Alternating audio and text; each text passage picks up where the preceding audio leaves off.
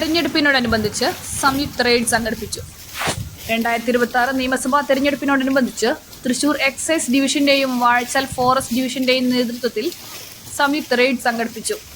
Deputy excise commissioner CK Sajikumar, Vazhachal വനം divisional officer IS Suresh Babu എന്നിവരുടെ നേതൃത്വത്തിലാണ് പ്രത്യേക റെയ്ഡ് സംഘടിപ്പിച്ചത്.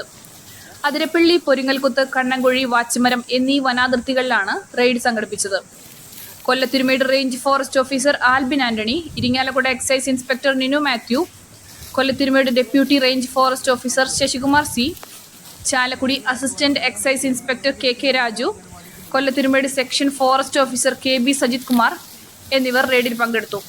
ഇതിനോടനുബന്ധിച്ച് വാച്ചിമരം, വാഴച്ചാൽ, പോത്തുപാറ, തവളക്കുഴിപ്പാറ, പൊകലപ്പാറ, പൊരിങ്ങൽകുത്ത് എന്നീ ഉന്നതികളിൽ സന്ദർശനം നടത്തി വാഹന പരിശോധനയും നടത്തി.